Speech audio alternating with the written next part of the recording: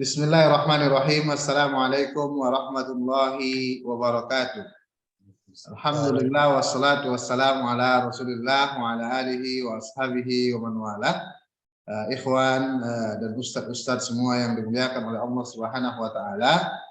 Alhamdulillah malam ini malam yang mulia insyaallah.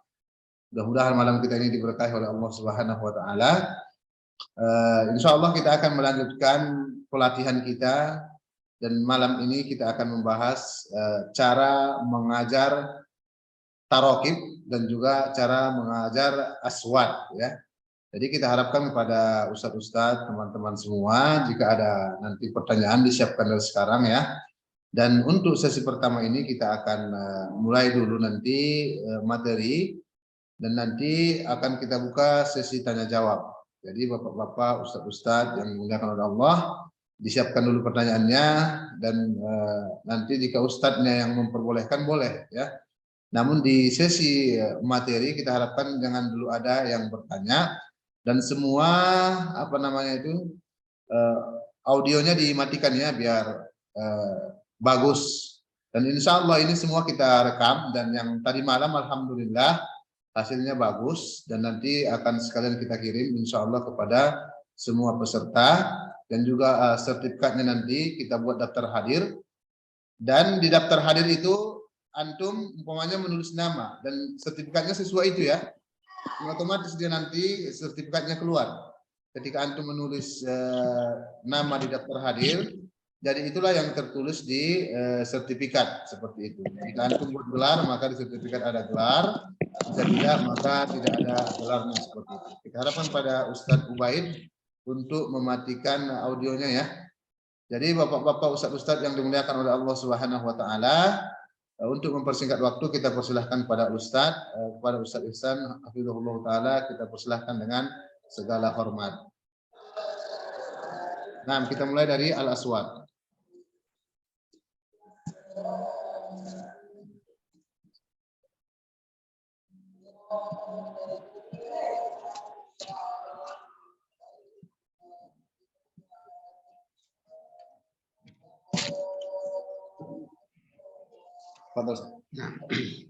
Bismillahirrahmanirrahim. Assalamualaikum warahmatullahi wabarakatuh.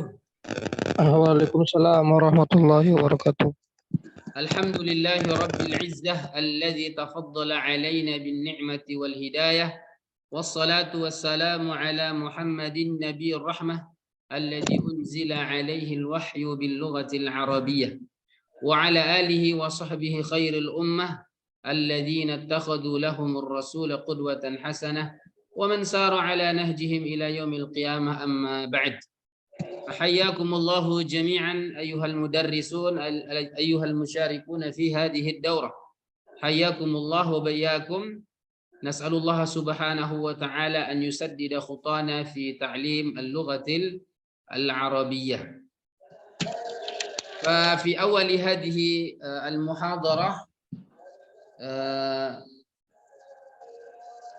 نستفتح بحديث رسول الله صلى الله عليه وسلم حيث قال: خيركم من تعلم القرآن وعلمه. خيركم من تعلم القرآن وعلمه. من تعلم القرآن وتعليمه تعلم لغته وتعليمها. طوبى لمن اتصف بهذه الخيرية. فنحن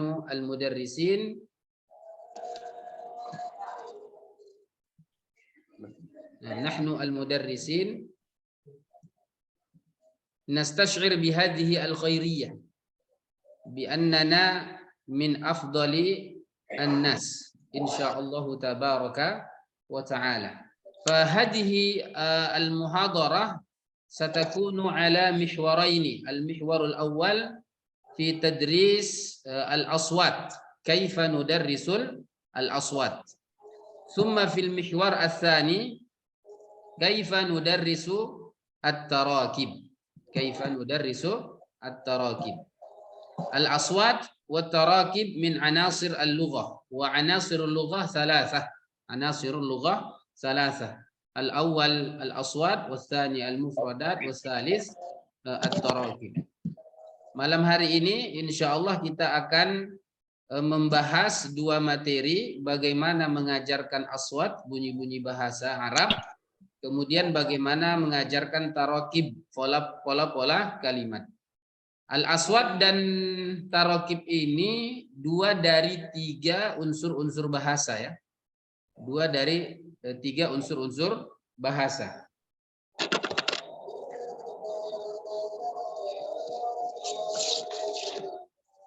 Yang kemarin sama Ustadz Indra sudah dibahas tentang bagaimana mengajarkan mufradat. Ya, itu sudah dibahas oleh Ustadz Indra kemarin. Nah, jadi ini akan kita bahas bagaimana mengajarkan aswat dan bagaimana mengajarkan tarakib. Nah, tentu sebagai seorang guru bahasa, apapun bahasanya termasuk bahasa Arab, termasuk yang harus kita pahami betul itu adalah tentang konsep bahasa, seperti misalnya apa itu bahasa, definisinya apa, kemudian unsur-unsurnya apa, kemudian keterampilan berbahasa dan seterusnya. Pokoknya yang membahas tentang bahasa. Dan di sini tentang komponen bahasa yang tiga ini kita harus memahaminya betul. Dan di sini saya tidak membahas tentang apa itu unsur-unsur bahasa dan keterampilan bahasa ya. Karena ini kita anggap sudah dimengerti oleh para guru. Yang kita fokuskan pada malam hari ini adalah bagaimana mengajarkan aswat itu. Bagaimana mengajarkan mufradat, bagaimana mengajarkan tarakib. Kalau tarakib sudah selesai, malam hari ini tentang aswat dan tarakib ya. Tadi malam itu tentang mufradat ya. Ya. Yang kita bahas adalah tentang al-aswat dan tarakib. Kemudian ini kan pembahasannya satuan ya. Satuan maksudnya mengajarkan aswat saja gitu ya. Kemudian mengajarkan mufradat saja, baru mengajarkan pola-pola kalimat saja. Ini diajarkan tentunya maksud kita ini bukan parsial ya, bukan, tapi tetap menyeluruh dalam artian kalau kita mengajarkan bahasa apapun itu memang harus utuh dia ya, karena bahasa itu nizam, sistem dan sistematis. Yang kita maksud dari al-aswat di sini adalah ketika kita mengajarkan aswat itu secara tersendirian, begini ngajarkannya gitu. Tapi kalau nanti mengajarkan bahasa itu ya tidak hanya ini saja gitu maksudnya ya. Maksudnya kalau kita mau sukses mengajarkan bahasa, nggak boleh aswat saja gitu, nggak boleh mufradat saja, nggak boleh tarakib saja. Tapi dia harus menyeluruh. Dalam artian semua unsur bahasa yang tiga itu harus diajarkan, kemudian 4 keterampilan bahasa itu juga harus diajarkan. Yang kita bahas ini adalah dalam bentuk satuannya. Kalau kita mau mengajarkannya itu lebih mendalam dalam hal aswatnya. Nah, untuk itu lebih mudahnya nanti kita akan mulai materi ini dengan beberapa pertanyaan. Bisa dilihat di layar kita ya. Ini sudah kita siapkan, ada berapa pertanyaan ini? Ada 8 pertanyaan ya. Ada 8 pertanyaan. Ini agak sedikit berubah settingannya karena fontnya yang tidak terbaca ya. Tapi tidak mengapa, saya bacakan. Yang pertama itu mal muradu bil aswat ya. Apa yang dimaksud dengan aswat? Yang aswat itu apa maksudnya? Dan yang kedua, ma ahamiyatul aswat fi ta'limil lughah. Apa urgensi bunyi-bunyi bahasa dalam pembelajaran bahasa? Yang ketiga, mal farqu bainal aswat wal huruf. Apa beda aswat dengan huruf, bunyi bahasa dengan huruf? Dan nah ini yang sangat penting juga sebagai seorang guru bahasa Arab, kita harus paham. Kam sautan bil arabiyah wa kam naw'an. Berapa bunyi bahasa Arab dan berapa jenis? Enggak tahu meja lagi satu sini. Yang pendek itu ya. Ustadz Ali Akbar bisa dimatikan audionya. Oke. Nah, pertanyaan yang keempat, kam sautan lil arabiyah wa kam nau'an. Berapa sih bunyi bahasa Arab itu dan apa saja jenisnya? Kemudian yang kelima, madza nu'allim minal aswat. Kalaupun kalau kita mengajarkan aswat, apanya yang kita ajarkan? Apanya yang kita ajarkan? Atau aswat yang mana juga yang kita ajarkan? Apakah semua aswat atau sebahagian saja? Kemudian yang keenam, apa tujuan mengajarkan bahasa Arab. Yang ketujuh, kaifa nudarrisul aswat. Yang ketujuh ini tentunya ya bagaimana mengajarkannya Ustadz. Nah, itu sebenarnya intinya nomor 7 ya. Lalu nanti apa saja kendala-kendala Ustadz ketika mengajarkan aswat juga kita sebutkan. Di situ yang ke-8, hunaka ba'dul muskilat as-sautiyah. Jadi insya Allah dalam 1 jam ke depan ini atau sisa 1 jam ke depan ini kita akan membahas 8 pertanyaan ini ya. Kita mulai dari awal. Kalau ditanya apa itu aswat, tentu aswat itu jamak dari saut ya. Dan saut itu masdar dari fi'il sawata yasutu sautan yang dia muradibnya sinonimnya saha yasihu sahih. Ya, saha yasihu sahih. Nah, tapi kalau yang dimaksud dengan secara istilah, yang dimaksud dengan al-aswat itu apa? Al-aswat al-mantuqah allati tatakawan minha al-lughah. Asgharuha wihdatun sautiyatun. Idza taghayyara ma'nal kalimah. Idza taghayyarat wihdatun sautiyatun taghayyara ma'nal kalimah. Jadi kalau dia di bahasa Indonesia kan aswat itu maknanya fonem ya. Maknanya apa? Fonem. Kalau satuannya fonem. Jadi bunyi-bunyi bahasa itu satuannya disebut dengan fonem. Yang dari bunyi-bunyi bahasa ini nanti dari fonem ini akan terbentuklah kata yaitu mufradat, lalu nanti terbentuk dari mufradat itu kalimat, dan kalimat itu membentuk paragraf, lalu paragraf itu membentuk wacana. Dari kecil sampai yang paling besar. Kalau kita perhatikan ya unsur bahasa, bukan unsur bahasa, maksudnya struktur bahasa dari yang paling kecil sampai yang paling besar itu ada 5 ya secara umum. Yang populer pertama itu huruf, lalu nanti huruf bergabung memiliki makna menjadi kata, lalu kata berubah menjadi kalimat, lalu kalimat berubah menjadi paragraf, lalu paragraf berubah menjadi wacana. Jadi al-aswat itu yang paling kecil. Dibunyikan namanya fonem, kalau ditulis namanya huruf. Nah, ini ya sudah selesai ya, kita anggap sudah selesai pembahasan tentang definisinya. Kemudian yang kedua pertanyaannya tadi, apa urgensi ya pembelajaran aswat itu? Nah, jadi di sini kalau kita mau tanya apa urgensi al-aswat itu, kita harus paham bahwasanya kalau ditanya apa itu bahasa, al-aslu annal lughata hiyal aswat. Secara asal definisi bahasa itu adalah aswat.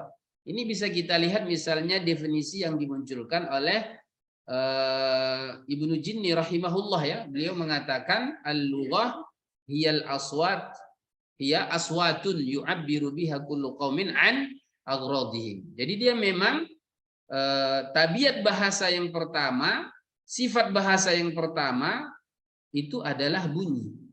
Gitu.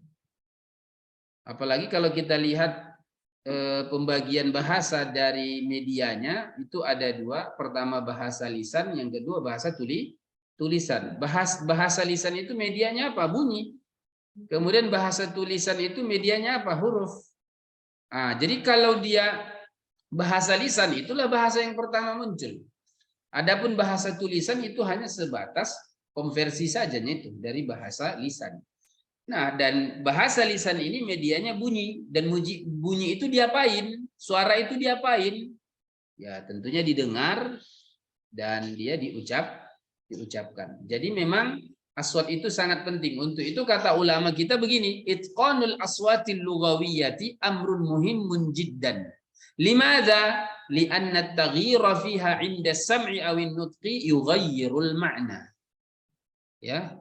Menguasai bunyi-bunyi bahasa itu adalah perkara yang sangat penting. Mengapa? Karena perubahan di dalamnya, ya, bila berubah bunyi bahasa tersebut baik ketika didengar masuk dia ke telinga, atau ketika diproduksi dalam bentuk dikeluarkan dalam bentuk pembicaraan diucapkan begitu, tentu perubahan itu akan merubah makna. Untuk itulah ya, kelanjutan dari perkataan itu at-tadribu ala nutqil aswati huwal madkhalus sahihu wat tariqul amsalu li ta'limil lughah.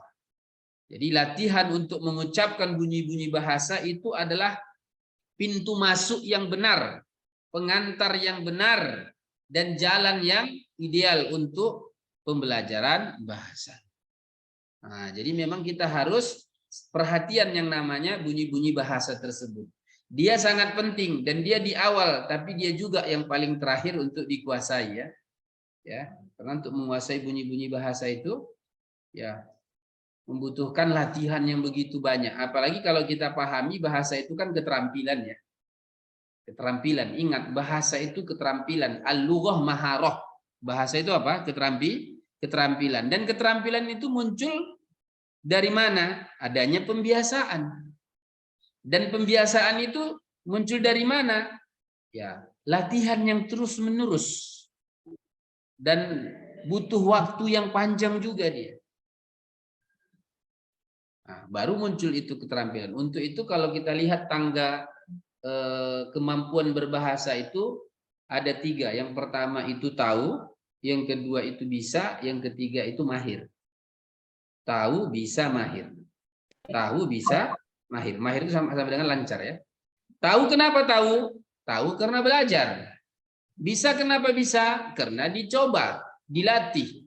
Lalu lancar, mahir kenapa? Karena terbiasa. Jadi saya tahu karena saya belajar. Saya bisa karena saya coba. Saya lancar, saya mahir karena terbiasa.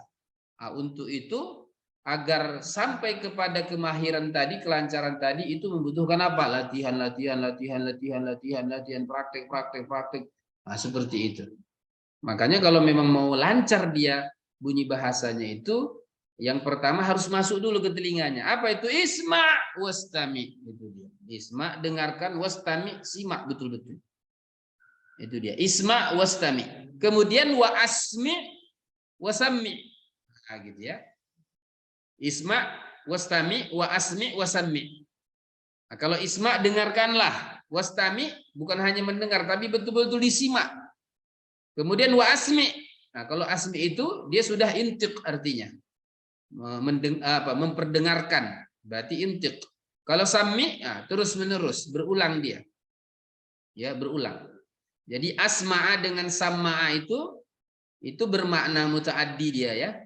Artinya memperdengarkan. Bedanya kalau sami itu lebih banyak saja, sama seperti anzala dengan nazzala. Kalau anzala menurunkan, kalau nazzala menurunkan juga. Bedanya di mana? Kalau nazzala itu menurunkannya berulang. Karena apa? Karena hurufnya juga berulang kan?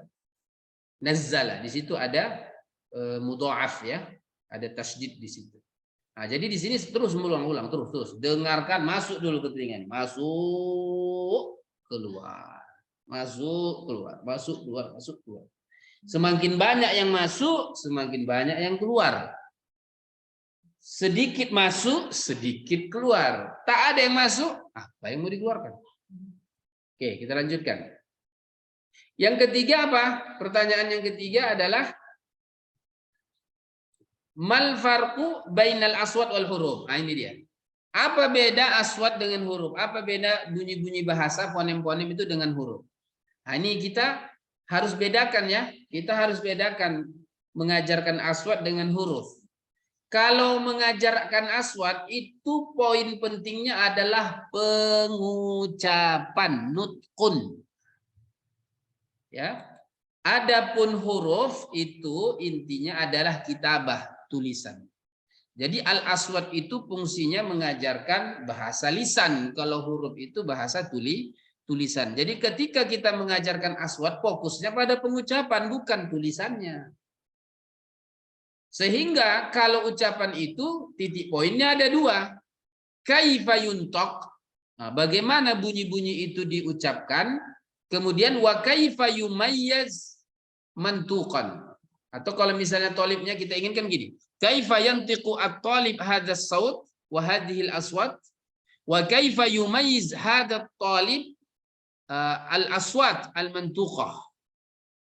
Nah, jadi bagaimana dia ucapkan, lalu bagaimana dia mampu nanti membedakan bunyi-bunyi yang dia dengar. Jadi ada yang keluar, ada yang masuk gitu.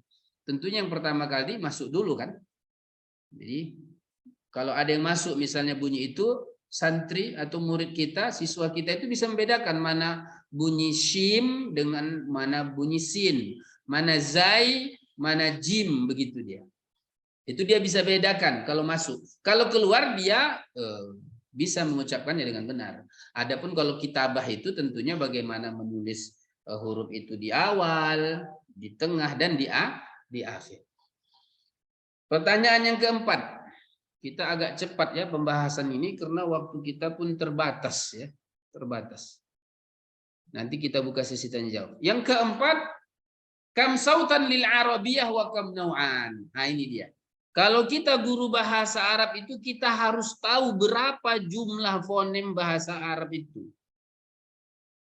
Lalu kita tahu pembagiannya itu, jenis-jenisnya itu. Mana bunyi yang susah, yang sulit, dan mana bunyi yang mudah. Tentunya bagi siswa. Nah itu dia, ini harus kita tahu. Sehingga nanti kita bisa khatam gitu ya. Mengajarkan aswad itu kalau kita tahu berapa jumlahnya.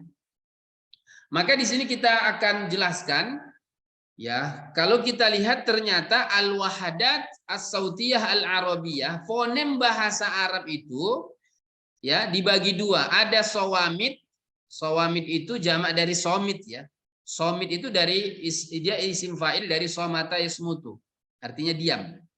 Berarti sawamid itu yang diam. Artinya bunyi konsonan. Ada berapa jumlahnya? 28. Ini kita berbicara bunyi ya, bukan huruf. Kalau huruf Arab ada berapa? 29. Dari alif sampai ya. Kalau dipisah alif dengan hamzah 29. Kalau dianggap sama itu alif dengan hamzah, maka jumlahnya 28. Itu kalau huruf. Tapi kalau bunyi Arab ya itu ada 28 konsonannya dari hamzah ya, bukan dari alif. Ingat ya, dari hamzah bukan dari alif. Dari hamzah bukan dari alif. Ini PR bagi kita. Apa beda alif dengan hamzah? Harus tahu kita itu. Apa beda alif dengan hamzah? Nah, jawabannya apa? Ini karena nggak bisa tanya jawab ya, agak susah juga tanya jawab di sini. Karena kita tidak langsung ya, jadi saya jawabkan sendirilah. Apa beda alif dengan hamzah? Kalau alif, al-alifu talzamus sukuna daiman. Alif itu pasti sukun. Kalau hamzah itu taqbalul harokat. Hamzah itu taqbalul harokat. Jadi kalau ada alif yang terpaksa dibarisi dhammah fathah kasrah itu namanya hamzah wasl. Oke. Kemudian ada shawaid. Shawaid itu jamak dari soid. Soid itu isim fa'il dari sota yasutu. Artinya berbunyi. Yang berbunyi itu maksudnya apa? Vokal. Jadi ada konsonan, ada vokal. Nah, vokal dalam bahasa Arab itu ada 3 yang pendek, bunyi-bunyi pendek, dan ada 3 yang bunyi-bunyi panjang. Jadi jumlahnya vokalnya ada 6. Jadi kalau 6 tambah 28 jumlahnya ada berapa?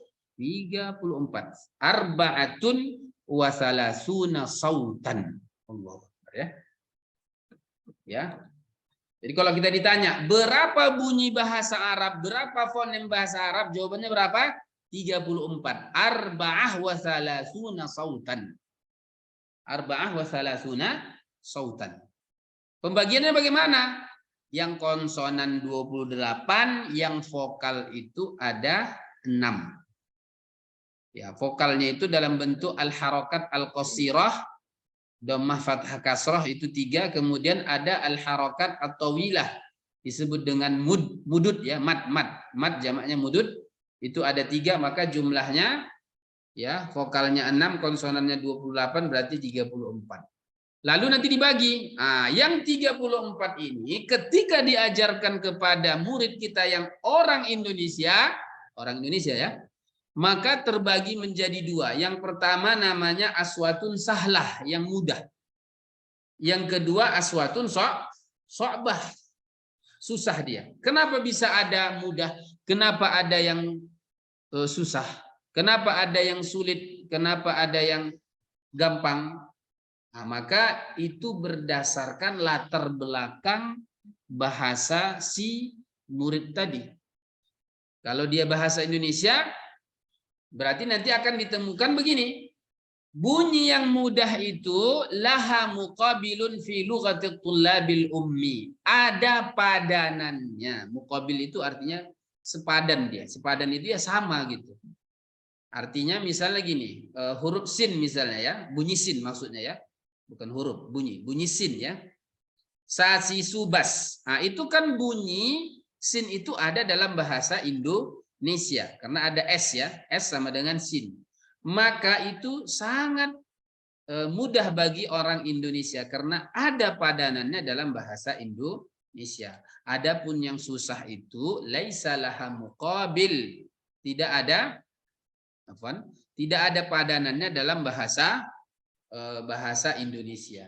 Seperti misalnya bunyi ain. Adakah bunyi ain di dalam bahasa Indonesia? Tak ada. Maka murid kita yang orang Indonesia akan menemukan kesulitan ketika mengucapkan sautul ain. Kemana nanti gantinya? Menjadi hamzah dia kan. Jadi misalnya alim menjadi alim dia bilang. Assalamualaikum jadi assalamu alaikum. Bahkan uniknya dalam bahasa Indonesia kita bukan menjadi hamzah lagi, tapi menjadi apa? Menjadi kaf. K dia maksudnya, huruf K. Misalnya ma'mur menjadi makmur gitu ya kan. Itulah uniknya bahasa Indonesia ini ketika menyerap bahasa Arab. Nah, bisa kita lihat di layar ini unzuru ila hadhihi syashah. Hadhihi hiya al-aswat al-arabiyah kulluha. Minal hamzah ilal ya thumma hadhihi al-harakat al-qasirah wa hadhihi al-harakat at-tawilah. Nah, jumlahnya ada berapa tadi? 34. Wasu'al huwa kam launan huna? Berapa warnanya di sini? Al-jawab salah satu alwan. Ada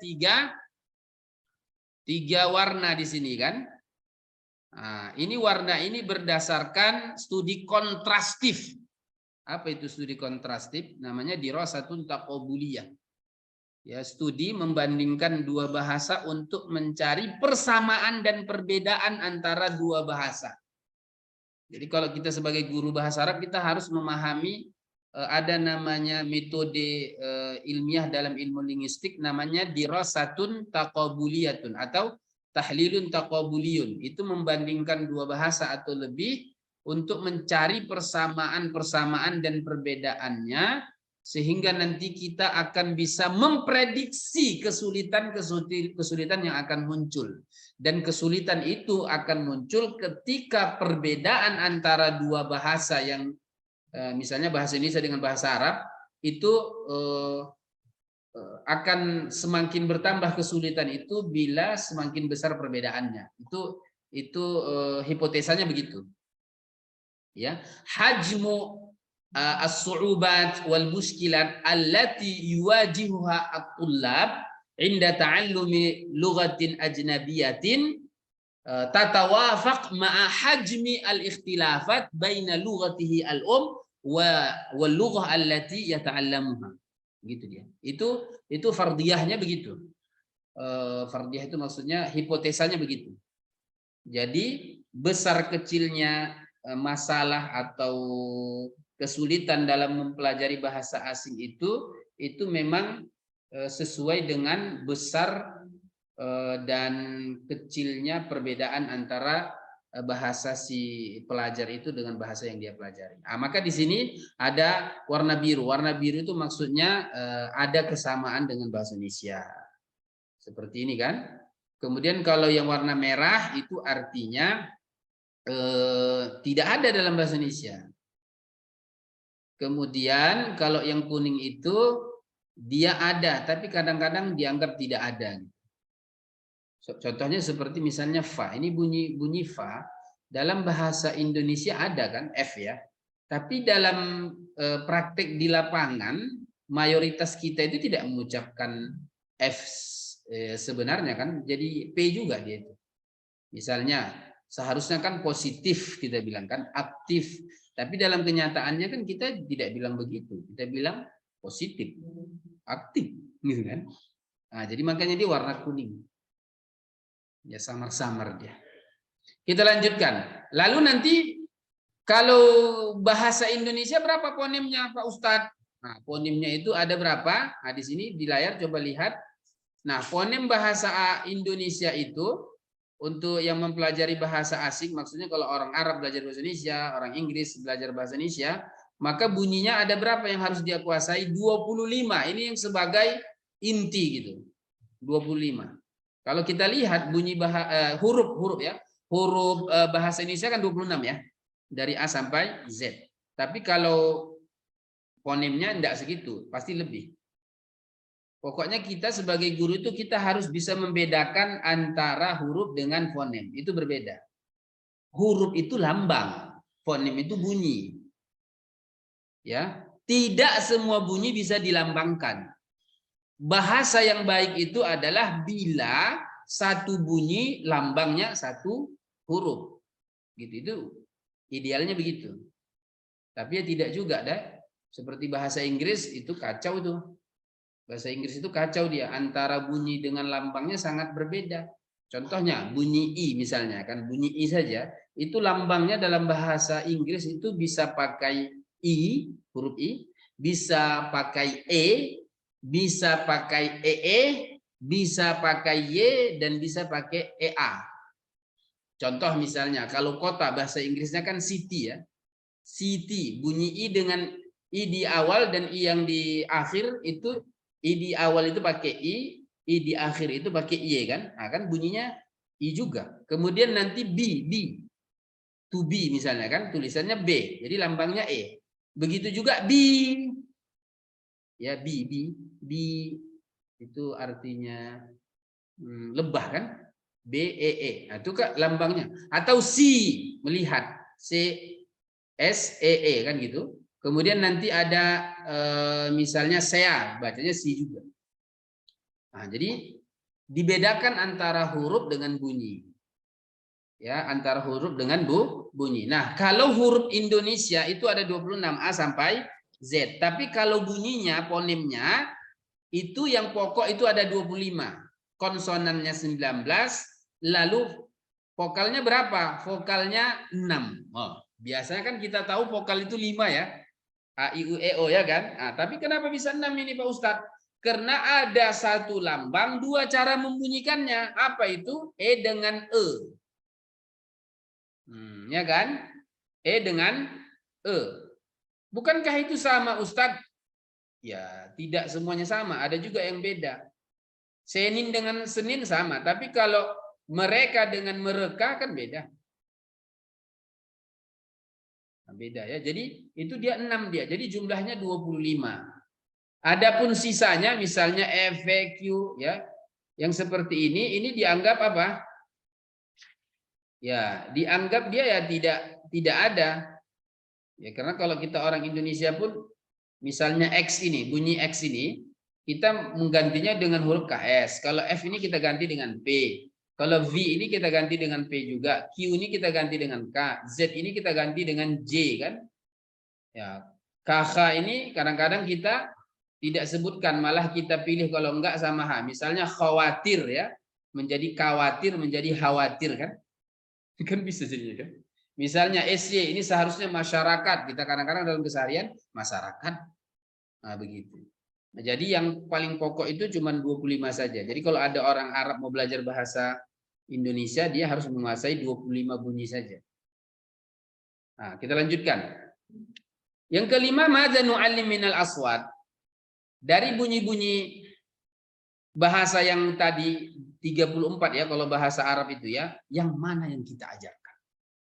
Nah, ini dia. Yang mana yang kita ajarkan? Ini pertanyaannya. Kan 34 tadi ya. 34 bunyi bahasa Arab tadi. Mana yang kita ajarkan? Nah, sebelum menjawab pertanyaan itu, kita jawab dulu pertanyaan ini. Hal nu'allim jami'al aswat? Apakah kita ajarkan seluruh bunyi-bunyi bahasa Arab? Nah, ini dulu dijawab pertanyaan ini. Nanti perbandingannya dengan mufradat yang dibahas kemarin ya.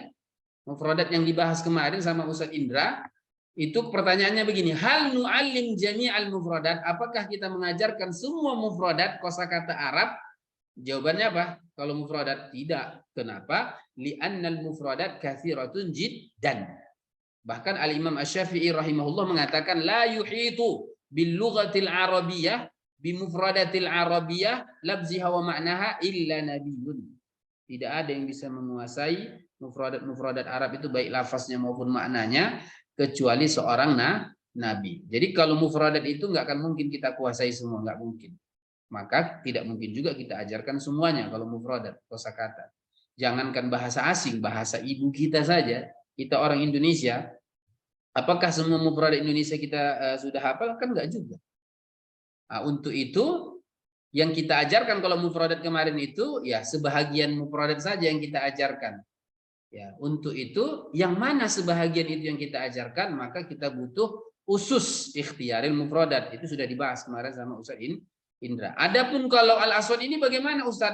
Hal nu'alim jami al-aswad? Maka jawabannya boleh iya, boleh tidak. Maksudnya? Sebelum menjawab pertanyaan ini, jawab lagi pertanyaan ini. Halil aswad kathiratun ghairu mahdudatin am qalilatun mahdudatun? Apakah bunyi-bunyi bahasa Arab itu banyak tanpa batas, unlimited dia, atau sedikit limited, terbatas? Jawabannya qalilatun mahdudah. Bunyi-bunyi bahasa Arab itu kan terbatas ya. Berapa jumlahnya tadi? 34. Berarti kan sedikit. Nah, kalau dia sedikit, berarti apa? Hal nu'alim jami'al aswad? Apakah kita ajarkan semua aswad-aswad Arab itu? Jawabannya la. Kenapa? Apa alasannya? Di sini sebutkan la. Nu'allimu ba'daha faqat wa hiya su'bah. Limadza? Li'anna sahlah mawjudatun inda tullab. Jadi yang kita ajarkan itu yang sulit-sulit saja. Kenapa? Karena yang mudah itu sudah ada di bahasa si murid. Nah, begitu dia. Jadi nggak usahlah kita ajarkan semua.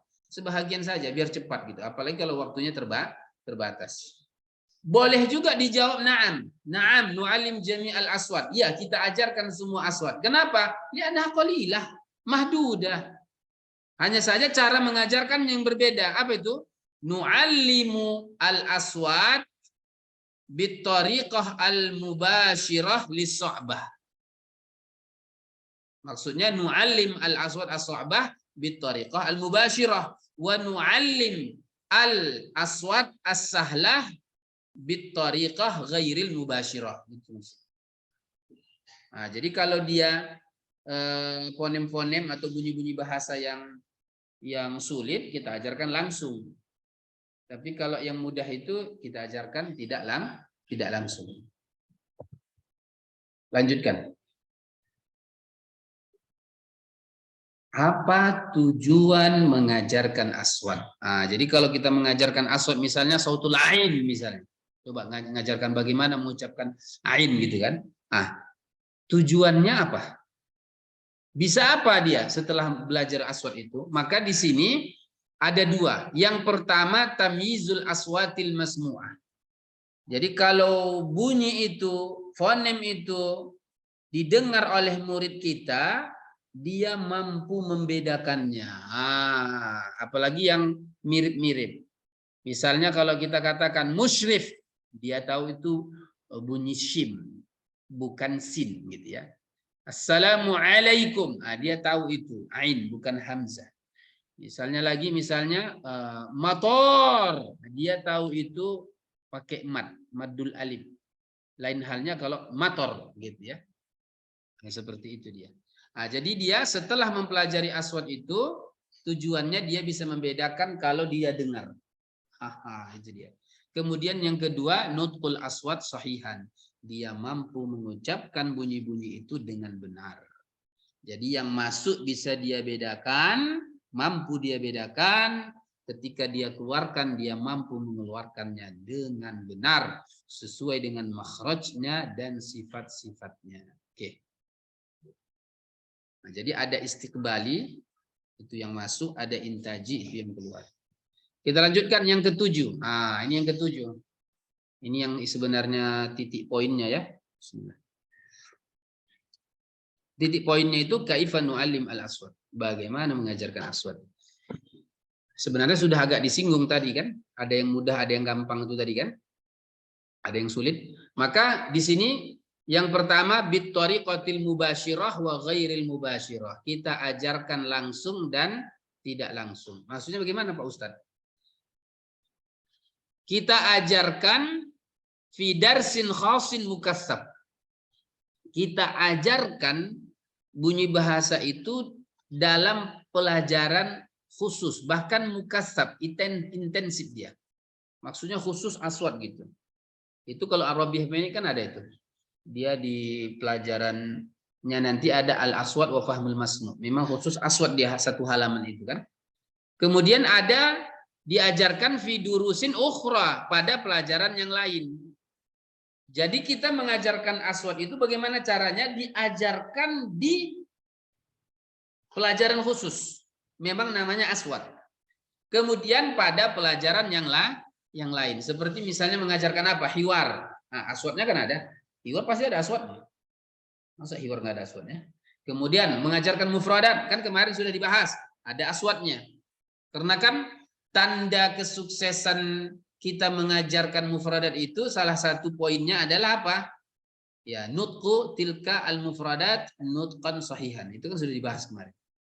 Nah, itu. Kemudian kita mengajarkan tarakib, ada aswadnya. Kita mengajarkan istima, ada aswadnya. Kita mengajarkan kalam, ada aswadnya. Qiraah juga, kitabah juga ada. Itu maksudnya fi durusin ukhra. Tapi kalau bitariqah al-mubashirah itu bisa juga maksudnya itu adalah kalau yang bunyi-bunyi yang sulit itu bitariqah al-mubashirah. Kalau dia yang bunyi-bunyi salah itu bitariqah ghairil mubashirah. Oke, kemudian apa? Bitariqah al-mi'yariyah. Dengan cara mi'yar. Mi'yar itu standar ya. Dengan cara apa? Di sini disebutkan caranya apa? Ayyumayizal mudarrisu as-sawta as-sahiha wal khata' lit-tullab. Nah, caranya kita ajarkan misalnya ain, misalnya alam.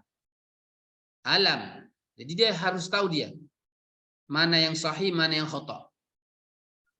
Ketika misalnya muridnya misalnya assalamu alaikum, nah bilang khata' as-sahih assalamu alaikum gitu dia pakai bitariqah al-mi'yariyah. Kemudian bitariqah al-intajiyah. Bagaimana itu intajiyah? Nah, intajiyah itu kita harus latih dia untuk mengucapkannya gitu. Jangan hanya mendengarkan tapi mengucapkan gitu. An yudarribal mudarrisu tullaba ala intaji sauti nutqan sahihan.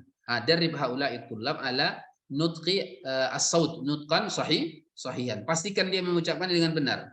Assalamualaikum. Assalamualaikum. Ayolah ulangi terus dilatih. Nah, kemudian yang terakhir itu bitariqah al-wasfiyah. Kalau ini deskriptif ya. Ini dijelaskan secara terperinci. Kalau ini tentunya sudah ini dalam bentuk pembelajaran untuk guru yang ini ya. Ini seperti dalam buku-buku tajwid. Ini kalau memang betul-betul dijelaskan itu. Yang seperti ini, yang terakhir ini metode ini bukan untuk murid ya. Ini metode ini untuk guru. Ya, untuk guru. Oh iya. Metode ini untuk guru. Biasanya ya. Misalnya seperti belajar tajwid itu kan belajar bagaimana makhrajnya, sifat-sifat huruf secara detail. Oke, kemudian bagaimana juga mengajarkan aswad itu? Di sini disebutkan para ulama kita ini ba'du taujihat fi ta'lim al-aswad. Rakiz 'alal aswad as-sa'bah fi ta'lim. Fokuslah mengajarkan bunyi-bunyi yang sulit. Ya, fonem-fonem yang sulit. Kalau kita bagi orang Indonesia yang warna merah tadi ya, yang warna-warna merah tadi seperti bunyi ain itu kan sulit bagi kita. Itu pastikan mereka lancar gitu ya. Ya, bisa mengucapkan itu. Kemudian bunyi fa ya kan. Kemudian bunyi apalagi ghain dan seterusnya. Kemudian alij sautan fa sautan la tajma' baina su'ubataini fi anin wahid. Jadi kita ajarkan satu ponem gitu ya. Jangan langsung dua ponem. Misalnya kalau kita di Indonesia ini kan ada bunyi ha dengan bunyi ha dengan bunyi dot misalnya. Itu kan dua-duanya sulit ya. Nah, jangan diajarkan dalam waktu yang bersamaan. Dipisahkan saja, hanya sendiri, dotnya nanti sendiri gitu. Jangan digabung. Contohnya dengan wadduha misalnya. Itu kan bergabung dia, donya sama hanya. Jadi dua kesulitan ya, nggak boleh. Harus dalam satu kesulitan saja. Kemudian da'hum yasma'una katsiran wa yantiquna katsiran aidan. Biarkan mereka banyak mendengarkan dan juga biarkan mereka banyak mengucapkan. Karena latihan itu membutuhkan mereka betul-betul mendengarkannya terus banyak, kemudian mengucapkannya juga begitu. Kemudian daribhum li sautin wahidin ala anwa'i tadribat ats-tsalatsa. Latih mereka untuk satu fonem, satu bunyi itu dengan 3 jenis latihan bunyi-bunyi bahasa. Nah, ini dia. Ada 3 jenis latihan bunyi-bunyi bahasa. Apa saja itu? Namanya at-ta'aruf as-sauti. Ini sebatas perkenalan dalam kata-kata yang mudah, biasanya nama-nama orang, nama-nama tempat. Kemudian yang kedua at-tamiz as-sauti. Kalau ini biasanya dibandingkan antara 2 bahasa yang mirip-mirip ya. Kemudian yang terakhir ini at-tajrid as-sauti, ini kita ambil dari teks yang ada seperti teks Al-Qur'an, lalu dia mencari mana huruf yang dipelajari tadi. Nah itu. Ini di Arabiah yang ada, bisa dilihat misalnya ini. Oh sebentar, ini ada perkataan yang sangat apa ya, menentukannya ini di akhir halaman ini. Qalilun mustamirrun khairun min katsirin munqati'. Sedikit tapi terus menerus itu lebih baik daripada banyak tapi putus-putus. Nah gitu ya. Lebih baik dia tiap hari latihan bunyi bahasa. Lebih baik dia tiap hari latihan bunyi bahasa, lebih baik. Walaupun waktunya hanya 15 menit itu lebih baik, tapi tiap hari gitu. Kalau bisa pun tiap harinya 5 kali sehari. Itu lebih baik daripada misalnya seminggu sekali 10 jam. Nah, itu misalnya. Itu lebih baik mustamir dia. Ya. Kalau bisa 5 kali dalam sehari dia belajar aswad itu. Dalam bentuk ya halakoh gitu kan misalnya. Nah, jadi di sini ada 3 latihan. Kalau bisa kita lihat misalnya kitab Arabiah itu kan. Misalnya di halaman aswadnya itu kan ada 3 latihan ya. At-tadribul awal itu disebut dengan at-ta'aruf as-sauti. Yang kedua at-tamiz as-sauti. Ini dua-dua kata ya. Kemudian yang terakhir itu at-tajrid as-sauti. Tapi ingat sekali lagi ini belajar aswad, dan aswad itu fokusnya pada bagaimana dia bisa membedakan bunyi itu, lalu bagaimana dia mengucapkannya dengan benar, bukan ke makna. Sekali lagi, bukan ke makna. Jadi jangan diberitahu makna-makna kata ini. Fokusnya aswad. Kalaupun mau diajarkan hanya 1-2 saja sebagai penjelasan bahwasanya salah pengucapan, salah arti. Nah, gitu ya. Jadi kalau mereka ada yang bertanya tentang makna mufradat yang ada di halaman ini, tidak perlu diladeni. Karena fokus kita pada lafaznya, bukan maknanya. Karena makna itu nanti ada pada apa? Pada mufradat, pada taroki, pada hiwar, kalam, kiroah, kitabah. Adapun aswad ini tidak, kecuali fahmul masmu. Lain lagi. Dibedakan antara aswad dengan fahmul masmu. Kalau aswad itu fokusnya masalah bunyi-bunyi bahasa saja. Adapun nanti fahmul masmu itu sudah kepada makna. Nah ya. Kemudian di sini kita bisa lihat misalnya kalau kita mengajarkan Arabiah Banik itu ada di kitab Muallim itu bagaimana mengajarkan aswad tadi. Alhamdulillah kitab Arabiah Banik itu bukan hanya kitabnya saja yang diberikan, tapi juga untuk tolib maksud saya, bukan hanya itu, tapi untuk muallimnya juga. Bagaimana mengajarkan buku itu bahkan langkah demi langkah, khutwah-khutwah. Khutwatut tadris dalam bentuk ijra' at-tadrib kan, prosesnya dari awal sampai akhir. Nah, ini bisa kita lihat di kitab Arabiah Banik. Alhamdulillah pembahasan kita sudah selesai ya. Lalu di sini yang terakhir itu tadi kita sudah agak singgung tentang kesulitan yang muncul ketika kita mengajarkan aswad. Apa saja kesulitan itu? Di antaranya adalah masalah mat ya, ini mat. Mat itu panjang pendek. Dalam bahasa Indonesia itu tidak dibedakan antara panjang dan pendek ya. Kalau bahasa Arab, untuk itu nanti kesulitan yang mereka rasakan itu adalah ketika masalah panjang dan pendek. Ya. Misalnya uridu qalam gitu dia bilang kan. Nah, itu kan Kalau kita dalam bahasa Indonesia kan tidak masalah itu. Misalnya kita katakan pena, pena, kemudian pena, pena, itu sama juga artinya kan, tidak ada bedanya dalam masalah arti kata tersebut kan. Tapi dalam bahasa Arab itu ada. Maka masalah mat ini kita harus sangat perhatikan gitu. Misalnya jangan dia misal assalamualaikum, nah itu salah itu begitu itu harus diingatkan begitu. Jangan dibiarkan. Kemudian lagi misalnya apa yang kesulitan masalah bunyi bahasa itu apa? Iltiqa'us sakinain. Masalah bertemunya dua sukun. Dua sukun.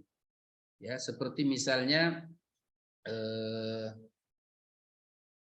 misalnya min sama al masjid menjadi minal masjid gitu kan, atau misalnya fi'il amr itu kan uskut misalnya kan faskut. Nah itu yang dia kalau nanti dia mengucapkannya agak susah, seperti nanti dalam bentuk penulisannya juga gimana gitu. Misalnya faskut ternyata ada alifnya, loh nggak ada alifnya dia dengarkan begitu. Yang seperti itu nanti dia kesesuaian antara bunyi dengan tulisan biasanya itu. Kemudian alif lam qamariyah dan asyamsiyah. Itu juga kesulitan. Kalau di Arabiyah Menik, alif lam qamariyah ini pelajaran terakhir di Wahdah ke-16 ya, di kitab 1. Kemudian ada wasol, ada waqaf. Ini unik ini, wasol sama waqaf ini diantaranya kalau kita mengajarkan hiwar, baiknya itu kita kasih tahu juga mereka yang waqaf ya. Misalnya kaifa haluka. Ya, kadang-kadang kita juga harus ajarkan kaifa haluk. Nah, gitu dia. Kaifa haluka anta, kaifa haluka ant, gitu ya. Min aina, min ain, kaifa, kaif itu harus juga dibiasakan mereka seperti itu. Apalagi nanti kalau dia tidak terbiasa mendengar orang Arab itu gimana gitu. Contoh misalnya kalau kita bilang kan huwa gitu kan, orang Arab mana yang bilang huwa dia kalau waqaf, hu begitu, hu apa hu nih, bingung dia, hi gitu kan, min ain, kaif, nah gitu kan. Itu dibiasakan juga masalah wasol dengan waqaf. Kemudian masalah hamzah wasol dengan qat'i itu jelas. Kemudian masalah nun wa tanwin. Contoh nanti kalau qalamun itu ternyata tanwin bukan nun kan. Adapun nanti yang ada nunnya ya misalnya qalaman maksudnya dua pena itu kan pakai nun bukan pakai tanwin kan. Nah, kemudian masalah at marbutah, madrasah. Ternyata itu ta marbutah bukan hak. Nah, itu termasuk nanti bunyi-bunyi yang sulit dirasakan oleh murid-murid kita. Demikian pembahasan kita untuk poin pertama ini. Kita buka sesi tanya jawab, dipersilahkan dalam berapa menit? 10 menit, 15. Kita kasih mungkin waktu untuk Ustaz 10 menit dulu untuk pertanyaan ya. Jadi Ustaz yang dimuliakan oleh Allah Subhanahu wa taala, jika ada pertanyaan kita persilahkan. Nah, ada pertanyaan ikhwan?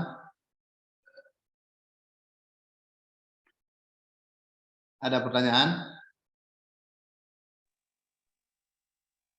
Ustaz, buku khusus untuk aswat ada nggak untuk belajar aswat latihannya gitu, kumpulan latihannya? Kalau buku khususnya itu kalau untuk lebih apanya biasanya belajar tajwid saja. Itu sudah luar biasa sekali. Belajar tajwid itu. Biasanya kalau udah tajwid itu dia kalau sudah dia belajar tentang makhraj huruf, sifat-sifat huruf, itu sudah luar biasa sekali itu. Itu biasanya untuk membantu mereka supaya menguasai aswad itu, itulah dia halaqah Quran itu luar biasa. Halaqah tasmi, halaqah Quran itu luar biasa, sangat membantu dalam proses penguasaan al-aswad al-arabiyah. Jadi kalau pelajaran khususnya itu seperti itu dia. Alhamdulillah kita dibantu dengan itu, sangat dibantu, sangat dibantu. Tapi kalau bahasa Indonesia mungkin agak susah ya. Maksudnya kalau kita mengajarkan bahasa Indonesia bagi orang Arab, orang asing, pelajaran khususnya masalah aswad itu, antum pernah dengar nggak apa pelajaran khusus untuk menguasai aswad Indonesia atau Inggris? Kan susah ya. Tapi kalau bahasa Arab itu ada, seperti dalam bentuk tajwid. Tapi yang kita inginkan tajwid di sini bukan ke teorinya ya, tapi lebih kepada prakteknya. biasanya itu bukan tajwid tapi tahsin biasanya. Tahsin dalam bentuk tahsin tilawah, tahsin qiraah begitu. Nah, Jazakallahu khairan. Nah, pertanyaan lain ya Ustadz, ikhwan semua. Ada pertanyaan? Bismillah Ustaz. Fadal, Soali Akbar. Ali Akbar. Mungkin ada nih Ustaz, rekomendasi untuk film-film atau yang di YouTube Ustaz untuk yang mengajarkan tentang aswad gitu Ustaz. Maksudnya kan kita bisa ditontonkan untuk santri-santri gitu Ustaz. Oh iya iya. Gitu Ustaz. Film Juha. Kalau aswatnya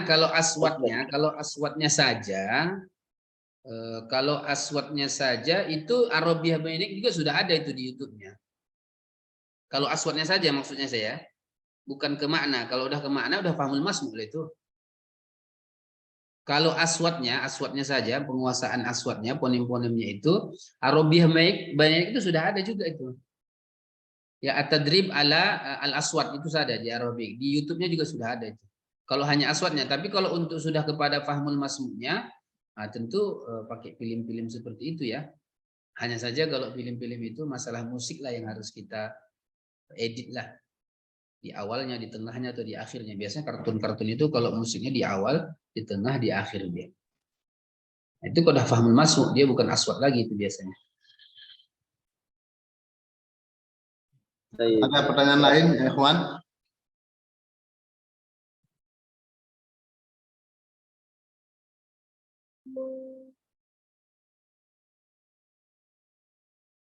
Ada pertanyaan lain?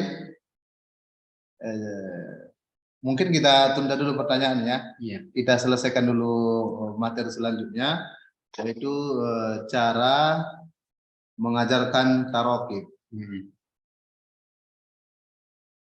Jadi kita harapkan pada ustadz-ustadz semua ya untuk bersiap materi selanjutnya, yaitu tadrisut tarokib.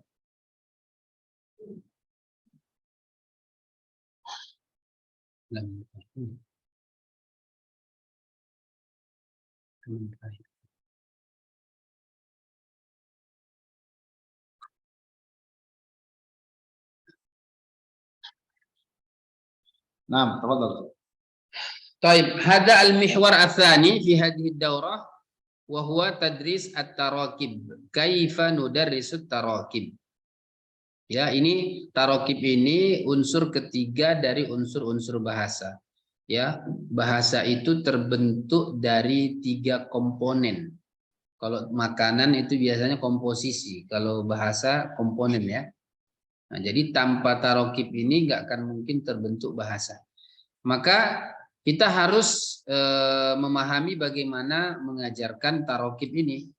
Tentu di awal pembahasan kita ini tetap sama seperti pembahasan pertama.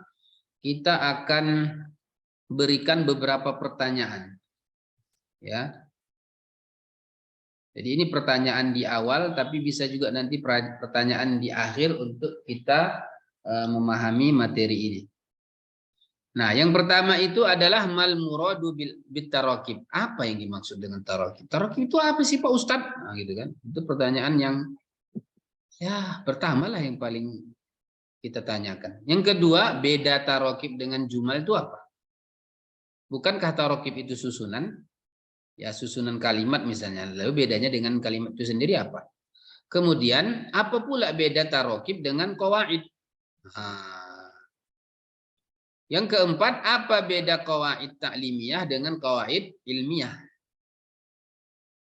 Yang kelima, apa tujuan dari mengajarkan tarakib lughah dan qawaid lughah?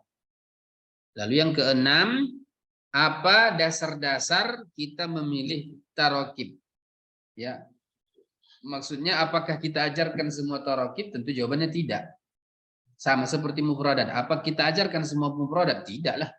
Karena banyak sekali gitu kan. Untuk itu kita harus tahu apa yang harus kita pilih. Sama seperti tarakib. Adapun kalau aswad tadi bisa kita ajarkan semuanya. Kenapa? Karena terbatas. Yang ketujuh tentunya poin penting. adalah bagaimana kita mengajarkan tarakib tersebut. Kita mulai dari pertanyaan pertama. Apa yang dimaksud dengan tarakib? At-tarakib itu pasti jamak ya. Jamak dari tarkib. Dan tarkib itu masdar dari rakkaba yurakkibu tarkiban. Nah, tapi secara istilah itu disebut dengan al-qawalib al-wazifiyah. Awil anmat al-lughawiyah. Bahasa Indonesianya apa? Qawalib itu acuan, cetakan, pola gitu ya. Nah, maka tarakib, at-tarakib itu maksudnya adalah pola-pola kalimat. Pola-pola kalimat. Pola-pola kalimat. Bukan kalimat, bukan kaedah. Tapi pola-polanya. Pola-polanya. Kalau kalimat itu hasilnya kan. Kalau pola-polanya itu dia diajarkan itu seperti acuan lah, cetakan. Ibaratnya kalau yang mau belajar menjahit, bisa dia menjahit celana langsung. Ya, kalau ada polanya, lebih gampang dia. Gitu. Nah, jadi yang diajarkan ini pola-pola kalimat, bukan kaedah kalimat, tapi pola-polanya. Jadi qawalib, qalib jamaknya qawalib atau qalab juga boleh ya. Al-anmat itu jamak dari namat. Namat itu kalau dalam Microsoft Word misalnya, namat itu bermakna style ya, gaya. Bisa juga pola. Nah, jadi yang dimaksud dengan at-tarakib an-nahwiyah itu maksudnya pola-pola ya. Nah, lalu apa beda at-tarakib dengan jumal? Nah, di sini sudah kita buatkan perbedaannya. Kalau jumal itu ya qaulun hakiki. Kalau tarakib itu as-sighah al-kaminah khalfal jumlah. Ada sighah, ada bentuk yang tersembunyi di belakang kalimat itu. Jadi kalau kalimat itu hasil, ya, kalau tarakib itu konsep. Ya, dia as-sighah al-kaminah. Dia sebuah bentuk yang tersembunyi. Dia ada tapi tersembunyi di dalam kalimat itu. Nah, kalau jumal itu ghairu mahdudah, tapi kalau tarakib itu mahdudah. Ya, jumal itu ghairu mahdudah, tapi kalau at-tarakib itu mahdudah, tapi banyak juga gitu ya. Tarakib itu banyak juga gitu. Contoh misalnya pola ta'ajjub misalnya kan, itu kan bisa pakai ma'ajmala, bisa pakai ya lahu ya laha, bisa pakai alfaz khassah seperti subhanallah, lillahi darruh, bisa dengan pakai ala wazni af'il bihi kan begitu. Itu kan baru satu pola ta'ajjub itu kan. Jadi at-tarakib itu memang mahdudah dia, tapi ya tetap banyak juga dan nggak mungkin juga kita ajarkan semuanya kepada murid kita. Apalagi kalau maknanya bisa tersampaikan dengan satu pola, ngapain pola-pola yang lain diajarkan juga kan? Misalnya saya mau kagum misalnya, ini laptop ini cantik misalnya. Kan sudah selesai kalau saya katakan ma ajmalal hasuba. Kan? Atau dengan ya lahu min hasubin jamilin kan gitu. Dengan salah satu saja kan sudah cukup gitu untuk menyampaikan makna. Walaupun dia memiliki banyak pola ya kan. Misalnya ma ajmalal hasuba satu. Kemudian ya lahu min hasubin jamilin dua. Kemudian ajmil bil hasubi tiga. Masya Allah hadza hasubun jamilun kan gitu. Nah, gitu. Jadi satu saja sudah cukup sebenarnya. Nah, jadi memang tarakib itu terbatas tapi tetap banyak juga ya. Enggak kita juga akan ajarkan semuanya itu juga kepada murid kita. Kemudian kalau jumlah itu likulli jumlatin qalabun wahidun yutabiquhu. Setiap kalimat itu pasti ada polanya yang sesuai dengan kalimat tersebut. Tapi kalau likulli qalabin adadun la nihaiyya minal jumal. Setiap satu pola itu tentu memiliki kalimat yang sangat banyak. Contoh, polanya misalnya pola fi'il fa'il ya. Pola fi'il fa'il. Ini polanya ya, bukan ini yang kita ajarkan fi'il fa'il tidak ya. Tetap kita mengajarkan tarakib itu dalam bentuk tadribat, contoh-contoh dalam bentuk kalimat ya, bukan dengan istilah fi'il fa'il itu ya. Nah, misalnya kalau kita mengajarkan fi'il fa'il, kita langsung ajarkan dalam bentuk kalimat ya. Misalnya hadara Muhammadun, hadara Ustadun, hadara Zaidun begitu dia. Nah, itu nanti dalam bentuk latihan-latihannya ada itu ya. Ja ustadun yanamu tiflu, nah, begitu ya. Pokoknya satu pola itu banyak sekali kalimatnya. Tapi satu kalimat ya pasti hanya memiliki satu pola. Nah, nanti yang kita ajarkan itu nanti bukan fi'il fa'il ya, tidak. Itu kita sembunyikan itu. Jangan kita tampilkan masalah fi'il fa'il itu. Langsung aja dalam bentuk contoh. Misalnya begini, kita mengajarkan maf'ulun bih misalnya. Ya, kita mau ajarkan maf'ulun bih misalnya. Kita ajarkan misalnya uridu qalaman, uridu kitaban, uridu kurrasatan, uridu maktaban, uridu ma'an, uridu syayan, uridu qahwatan. Nah, jadi kita ajarkan saja begitu. Lalu nanti kita suruh mereka, coba kasih contoh yang lain. Uridu mata. Nanti kalau ada yang bilang misalnya uridu qahwatun. Nah, kita bilang uridu qahwatan gitu. Kasih tahu dia qahwatan. Nanti kalau ditanya kenapa usah qahwatan? Nah, jangan kasih tahu. Langsung aja pokoknya qahwatan. Jangan ditanya karena li'annahu mansubun, enggak boleh, itu enggak boleh. Itu sudah belajar qawaid. Ini kita belajar tarokib. Yang jelas dia bisa mengucapkannya dengan benar walaupun dia tidak tahu teorinya. Itu belajar tarokib begitu intinya. Begitu ya. Nah, jadi dia diajarkan begitu, uridu qalaman, uridu kitaban. Bahkan nanti kalau kita ngajarkan kepada mahasiswa uridu, ada yang nanti unik-unik itu, uridu zaujatan, gitu dia. Itu ada aja tuh. Unik-unik aja itu. Oke. Seperti lain misalnya mubtada khobar, kita ajarkan mubtada khobar. Nah, itu bisa berbagai macam kalimat dia. Tapi jangan diajarkan mubtada khobar, langsung saja dalam bentuk kalimatnya. Mal farqu baina tarakib wal qawaid? Ini ya, ini kayaknya kita harus termenung juga sedikit ini. Ini ada pertanyaan ini. Dan mohon kepada kita semua guru harus memahami betul bagaimana sebenarnya mengajarkan bahasa itu. Pertanyaan yang muncul itu, hal nu'allim al-qawaid amla? Apakah kita mengajarkan kaedah-kaedah bahasa atau tidak? Apa itu kaedah bahasa? Kaedah bahasa itu banyak, tapi titik poinnya itu hanya pada nahwu dan shorob. Lalu pertanyaannya ini sama dengan, apakah kita mengajarkan nahwu shorob? Ini dia. Ini harus kita pahami betul dengan jawaban yang benar. Nah, jawabannya itu apa? Ada soal yang bagi an yujiba anhul mudarrisu jawaban sahihan. Oh, ini berarti saya jawab sendiri nih. Hal nu'allim al-qawaid, jawabannya na'am lah. Jawabannya bisa na'am bisa lah. Tapi jawaban yang kita inginkan di sini, la nu'allim al-qawaid lil mubtadi'in. La nu'allim al-qawaid lil mubtadi'in. Nu'allim al-qawaid lil marhalah ba'dal ibtidaiyah.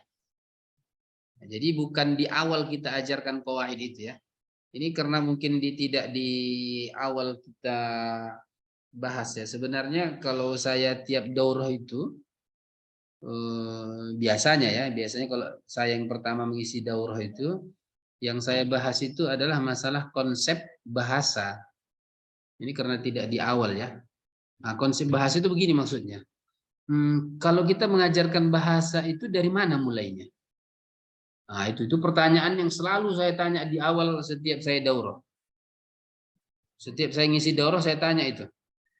Min aina nabda ta'lim al-lughah? Itu selalu saya tanya. Min aina nabda ta'lim al-lughah? Min aina nabda? Hal nabda minan nahwi, hal nabda minal saraf, hal nabda minal mufradat, hal nabda minal jumal, hal nabda minat tarakib. Itu selalu saya tanya ini seperti itu. Nah, maka dia jawabannya begini, tidak kita mulai dari kaidah bahasa nahwu shorob. Bahkan ulama kita mengatakan apa? Minaz zulmi an tu'allima al-mubtadi'in al-qawaid al-lughawiyah minan nahwi was-sarf. Termasuk perbuatan zalim, kata ulama kita, kalau kita mengajarkan bahasa itu dimulai dengan tata bahasa nahwu shorob, termasuk perbuatan zalim. Kenapa bisa zalim? Pertama, karena belum saatnya. Belum saatnya. Pemula itu tidak boleh diajarkan nahwu shorob, karena nahwu shorob itu ilmu bahasa, bukan bahasa. Nahwu shorob itu bukan bahasa Arab, dia ilmu bahasa Arab. Yang pertama kita ajarkan itu bahasanya, bukan ilmunya. Dan dimulai dari apa itu? Minal hiwar, dari percakapan. Minal hiwar. Nabda ta'lim al-lughah al-arabiyyah lil mubtadi'in. Min aina nabda? Nabda minal hiwar. Nabda minal hiwar. Dari hiwar dulu diajarkan. Hiwar-hiwar. Soal jawab, soal jawab, soal jawab, soal jawab. Baru nanti diajarkan mufradat, baru diajarkan tarokib, baru diajarkan aswad, baru diajarkan istima, baru nanti kalam, qiraah, kitabah. Sudah mampu dia nanti agak bisa menyusun kalimat atau agak sedikit bisa bercerita, baru boleh diajarkan qawaid. Itu pun qawaid taklimiyah, bukan ilmiah. Dalam bentuk asy-sya'i'ah saja, yang populer saja, yang mustakmalah. Bukan sampai detail dengan perbedaan pendapat ulama, ikhtilaf-ikhtilaf, tidak. Nanti itu kalau dia sudah mau menguasai lebih dalam tentang bahasa. Nah, jadi yang jelas begitu ya. Jadi beda, tarokib dengan qawaid itu beda. Tarokib itu pola-pola kalimat dan dia dalam bentuk praktis, kadapun qawaid itu dalam bentuk teoritis ya. Nah, lalu nanti di sini kita juga sudah sebutkan di sini perbedaannya ya. Di sini kalau tarokib, pola-pola kalimat itu dalam bentuk wazifiyah ya, wazifiyah. Ya, wazifiyah amaliyah, dia dalam bentuk praktis. Kemudian dia fungsinya untuk taklim, pembelajaran. Adapun kalau qawaid itu dia dalam bentuk nazariyah dan dia dalam bentuk ilmiah. Nah, jadi at-tarokib itu ma yahtaju ilaihi li ta'allumil lughah. Tapi kalau qawaid itu ma yahtaju ilaihi li ta'allum anil lughah. Nah, jadi tarokib itu untuk belajar bahasa, qawaid itu untuk belajar ilmu bahasa. Nah, saya tidak tahu apakah Ustaz Indra sudah membahasnya itu sama antum kemarin, apakah sudah dijelaskan tentang perbedaan mengajarkan bahasa dengan ilmu bahasa atau belajar bahasa dengan ilmu bahasa, saya tidak tahu. Tapi yang jelas itu dibedakan. Belajar bahasa beda dengan belajar ilmu bahasa. Nahwu shorob itu bukan bahasa Arab, itu ilmu bahasa Arab. Sekali lagi, nahwu shorob itu bukan bahasa Arab, itu ilmu bahasa Arab. Kalau kita mau mengajarkan bahasa Arab itu minimal 8 yang mereka harus pelajari di awal. Apa itu? Yang pertama hiwar. Hiwar itu yang pertama. Setelah hiwar baru dia belajar mufradat. Kemudian belajar apa? Tarokib. Setelah tarokib dia belajar apa? Aswad. Setelah aswad dia belajar apa?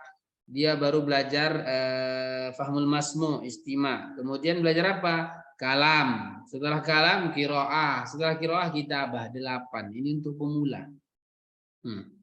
Hiwar, mufradat, tarokib, aswad, istima, kalam, qiraah, kitabah. Nih, 8. Mana yang 8 ini Ustadz? Keterampilan bahasa 4, istima, kalam, qiraah, kitabah 4. Kemudian unsur bahasa 3, aswad, mufradat, tarokib. Kemudian 1 hiwar. Hiwar inilah yang menggabung yang 7 itu tadi. Itu hiwar. Dan itu dia menjadi awal. Makanya ulama kita mengatakan al-hiwaru huwal madkhalu sahihu li ta'allumil lughah wa ta'limiha.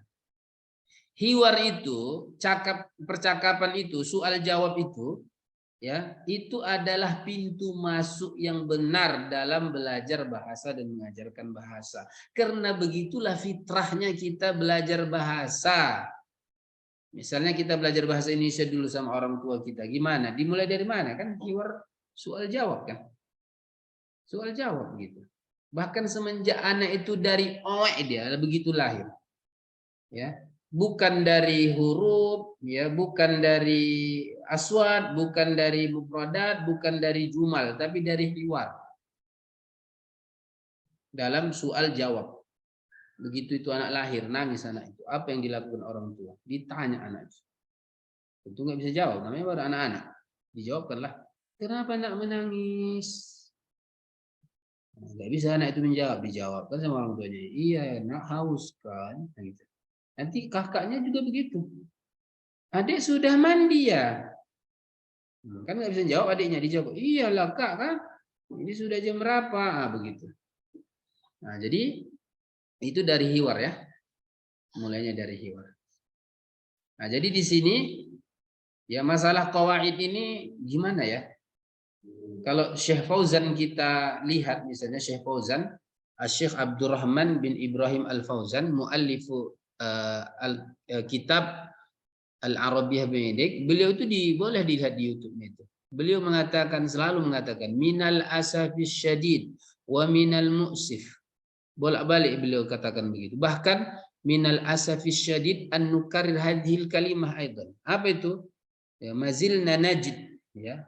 Najidu al-mudarrisin wal mudarrisat al-muallimin wal muallimat al-qaimuna 'ala al-muassasah at-ta'limiyah 'ala al-ma'ahid dan seterusnya apa? Yu'allimuna tullabahum minal qawaid al-lughawiyah minan nahw was-sarf. Hadhihi mushkilah kabirah. Bidayah khata'. Bidayah khata'. Oke, kita lanjutkan yang keempat. Mal farqu bainal qawaid at-ta'limiyah wal ilmiyah? Nah, jadi kalau kita perhatikan misalnya Arabiyah Benedik itu, coba perhatikan. Arabiyah Benedik itu kan ada 4 kitab dia. Itu 4 level dia. 4 kitab itu 4 level.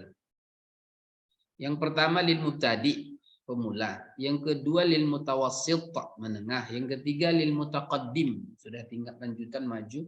Kemudian yang keempat itu lil mutamayyiz. Nih. Ya.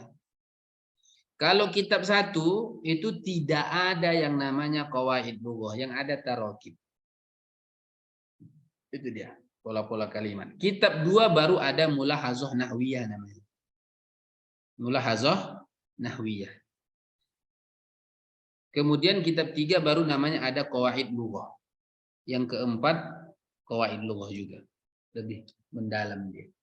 Nah, jadi al-qawaid at-ta'limiyah dengan al-ilmiyah itu ada bedanya. Ini bedanya bisa dilihat di layar, bisa di screen atau mungkin filenya sudah dikirim.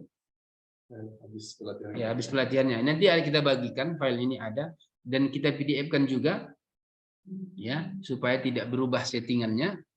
Kita PDF-kan juga, bukan hanya slide ini saja. Ini bisa dilihat di sini. Jadi memang dibedakan antara qawaid ta'limiyah dengan al-qawaid al-ilmiyah.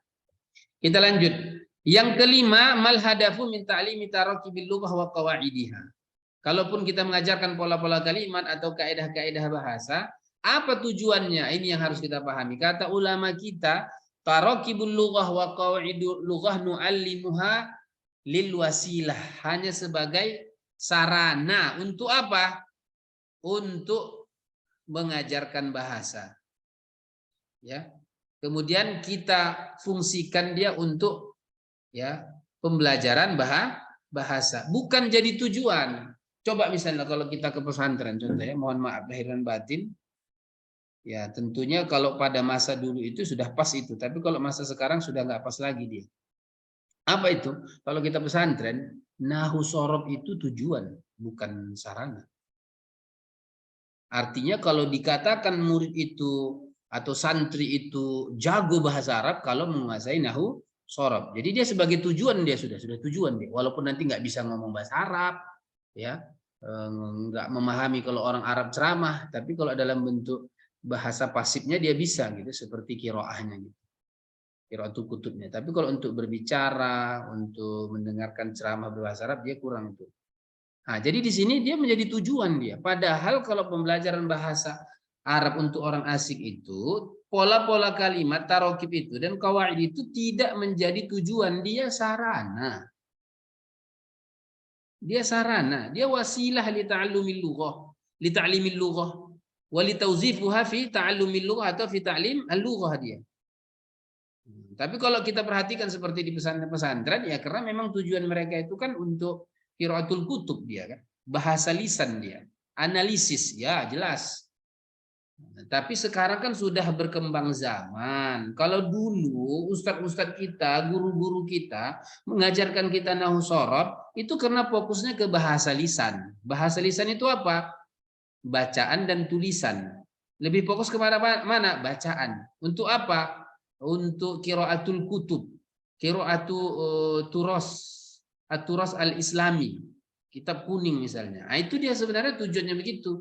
Maka sarananya itu dibuatlah dengan nahu sorob. Nah, seperti itu dia. Itu dulunya itu. Karena memang lingkungan terbatas. Yang bisa bahasa Arab lingkungannya tak ada. Yang bisa bahasa Arab susah. Kalau sekarang sudah berkembang zaman, sudah berbeda zaman. Sekarang itu ad-dunya maftuh atau maftuhah.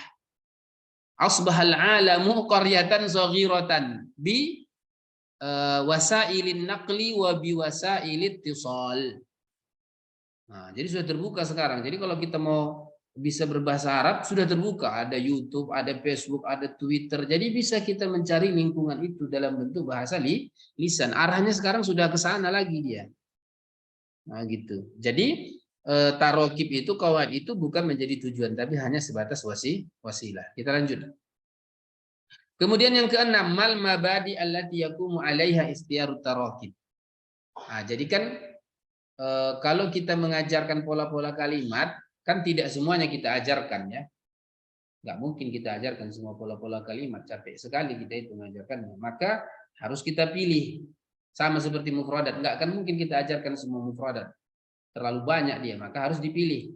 Nah, bagaimana cara memilihnya? Yang pertama itu ini dia. Ikhtiyarut tarakib syai'ah. Kita pilih pola-pola yang populer. Apa itu? Tustakhdam hadhihi tarakibu katsiran. Banyak digunakan. Ya, banyak digunakan. Seperti apa? Misalnya dalam bentuk istifham ya, tanya jawab ya. Misalnya soal wal jawab, itu tarakibnya. Menggunakan kata hal kan?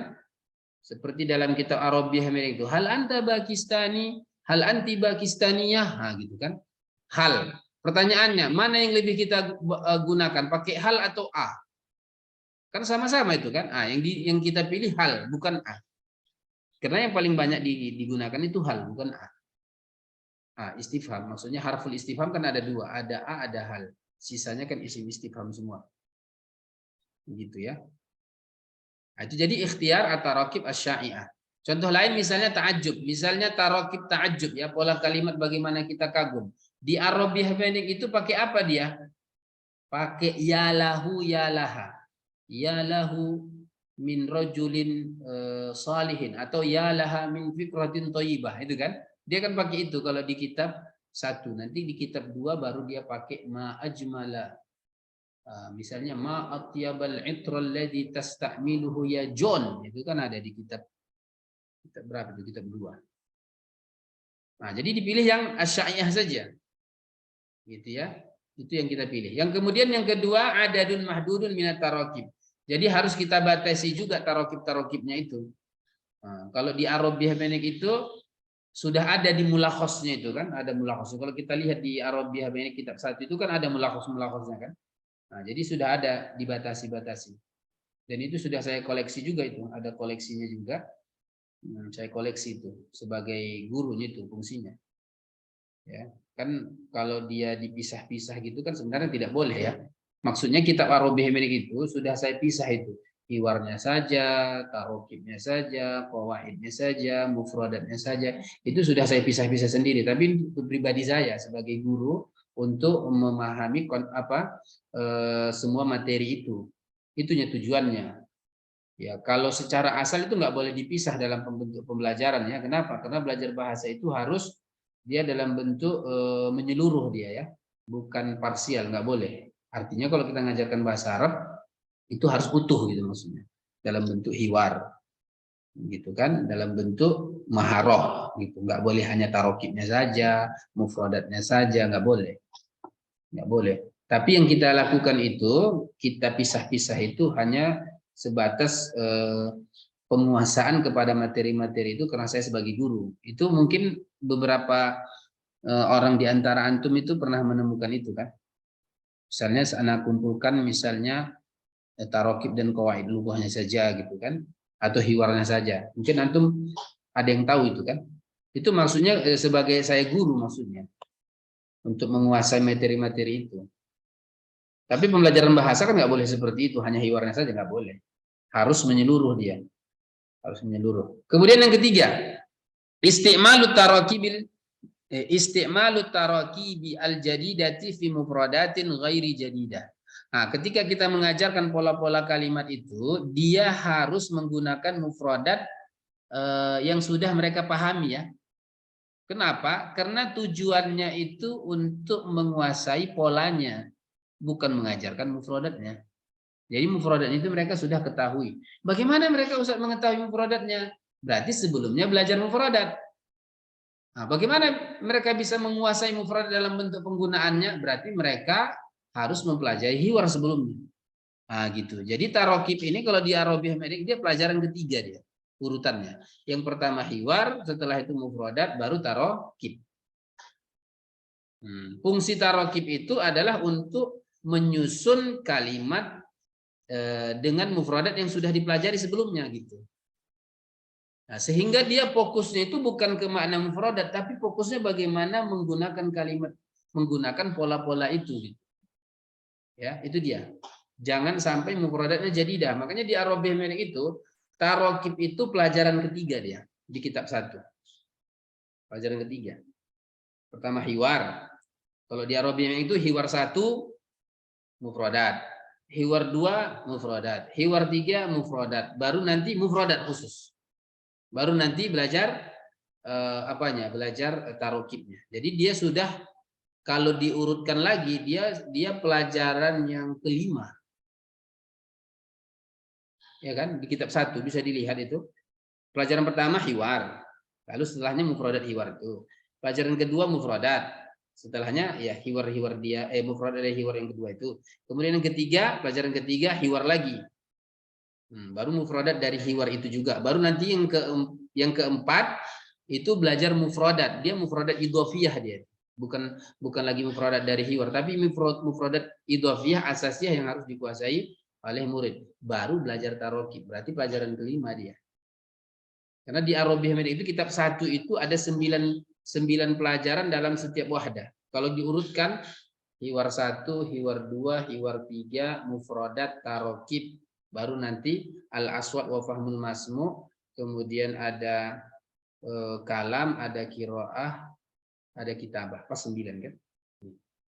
Nah, makanya begitu dia istimalu tarakibil jadidah fi mufradatin ghairi jadidah. Kemudian yang keempat harus tikrar. Tikrar itu maksudnya harus banyak pengulangan-pengulangan agar mereka menguasainya. Ya. Dan banyak diulangi juga kata-kata itu seperti istifham. Itu kan termasuk pengulangan ya, banyak diulangi ya kan. Itu aja, banyak diulang. Kemudian nawatut tarkibi qabla tarkibil muwassa'. Nah, jadi nawah itu kan artinya bibit ya. Maksudnya begini, contoh misalnya kalau kita mengajarkan misalnya mubtada khobar ya, mubtada khobar misalnya. Ini misal, tapi jangan katakan mubtada khobar, nggak boleh juga ya. Ini kan maksudnya kalau polanya mubtada khobar, itu kita ajarkan khobarnya dulu, mufrad dulu gitu maksudnya. Jangan langsung jumlah. Kan khobar itu kan ada 3 ya. Ada khobar mufrad, ada khobar syibhul jumlah, dan ada khobar jumlah. Nah, yang kita ajarkan dulu yang khobarnya mufrad. Baru nanti kalau mau kita tambah yang ada naat man'utnya gitu kan. Atau yang dia jumlah begitu. Yang pertama mufrad dulu. Jadi dia bitadarruj gitu maksudnya itu, bitadarruj. Ya. Misalnya ana talibun, ana tabibun, ana muhandisun gitu. Yang itu dulu, jangan langsung lompat misalnya ana muhandisun kabirun, ana muhandisun jamilun. Nah, jangan ke lompat ke situnya dulu dia. Itu kan sudah khobarnya kan ada naatnya itu. Itu sudah lebih luas dia. Nah, gitu ya. Jadi tidak boleh seperti itu. Ya, dia harus bitadarruj ya. Nawatu tarkibi qabla tarkibil muwassa'. Gitu ya. Kemudian yang keenam, idkhalut tarakibi min khilali kalimatin tuhtafazu bil jaz'i duna taghayyur. Ini. Kalau kita mengajarkan pola-pola kalimat itu harus dengan mufradat yang memang dia terjaga akar katanya itu. Contoh misalnya kalau kita mengajarkan pola apa misalnya? Pola fi'il amr misalnya ya. maka yang sahih dulu yang diajarkan gitu. Jangan yang mu'tal. Contohnya misalnya zahaba yadhhabu idhhab, fataha yaftahu iftah, kharaja yakhruju ukhruj. Yang itu dulu gitu. Jangan kasih yang apa gitu, yang mu'tal. Nanti karena yang mu'tal itu berubah dia. Misalnya kalau mu'tal di awal misalnya wadu'a yadu'u da'. Kan nanti dia bingung. Atau yang berubah dia seperti akala yakulu kul. Nah, kan? Nah, ada yang berubah di situ. Nah, jadi di sini kasih mufradat itu yang dia terjaga akar katanya itu.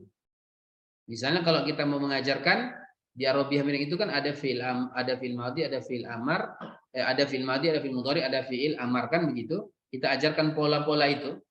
Nah, yang seperti itu harus cari kata yang memang terjaga akar katanya itu. Huruf-hurufnya itu tidak banyak berubah. Nah, itu maksudnya. Kemudian yang ketujuh al-iktifa'u bi tarkibin wahidin minat tarakibil lati tuaddi nafsal makna. Cukupkan dengan satu pola saja dari pola-pola yang kalau memang semua pola itu ya bisa memberikan makna yang sama. Contoh tadi seperti misalnya apa tadi? Pola ta'ajub. Kan pola ta'ajub itu bisa banyak kan? Yang saya bahas tadi kan bisa pakai ya lahu ya laha itu, pakai uslub itu, pakai pola itu, bisa pakai ma'af'ala, wazan ma'af'ala, bisa pakai af'il bihi, bisa pakai alfaz khassah li ta'ajub seperti masya Allah, subhanallah gitu kan. Nah, jadi yang di situ cukupkan aja misalnya pakai ya lahu ya laha saja kan lebih mudah kan. Ya Rabbih ini pakai ya lahu ya laha kan di awal. Nanti di kitab 2 baru pakai ya ma'af'ala, ma'ajmala, dan itu pun ya tidak banyak dikaji seperti itu. Jadi cukup satu saja. Gitu. Cukup satu. Sama seperti misalnya kalau kita ingin mengajarkan pola apa? Pola bertanya. Ya kan pakai hal saja. Ya kan udah cukup dia. Enggak mesti pakai a kan? Cukup satu situ aja. Kalaupun nanti a itu kan pembahasannya nanti palingan di adawatil istifham itu sudah belajar sudah qawaid itu biasanya. Nah, begitu. Kita lanjut. Sekarang kita lanjutkan soal yang ketujuh. Kaifa nu'allim at-tarakib? Nudarrisut tarakib bi tariqah al-istiqra'iyah minal amsilah ilal qa'idah ma'a kasratil amsilah wa tadribat 'alaiha. Ini dia. Jadi mengajarkan pola-pola kalimat itu gimana Ustadz? Bi tariqah al-istiqra'iyah. Dari mana mulainya? Minal amsilah. Kasih banyak amsilah. Baru nanti ilal qa'idah. Dan qa'idahnya itu pun dalam bentuk mulakhas saja nanti dia.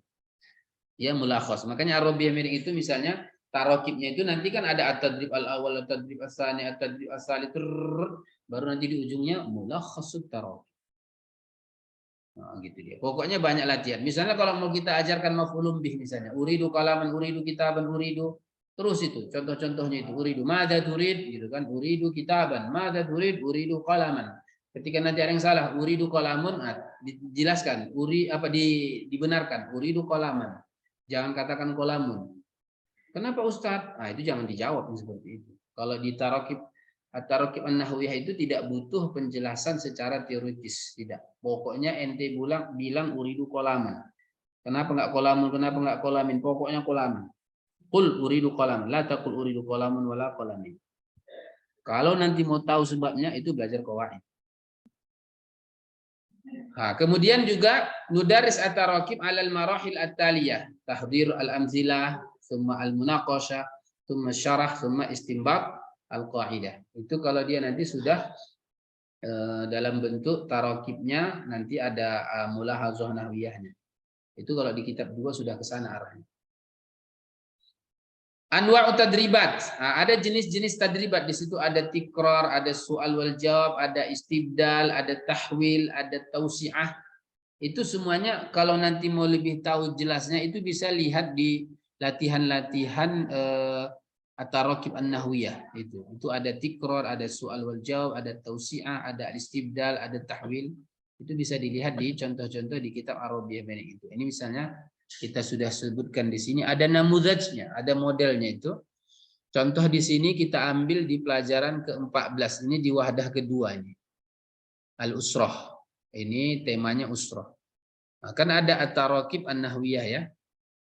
Di sini at-tadrib al-awwal tabadali su'al wal jawab ma zamilika kama fil mithalaini. Nah, di sini satu kata, ini satu kata. Nanti ainal mi'taf hadza huwal mi'taf. Ainal ghurfah hadhihi hiyal ghurfah.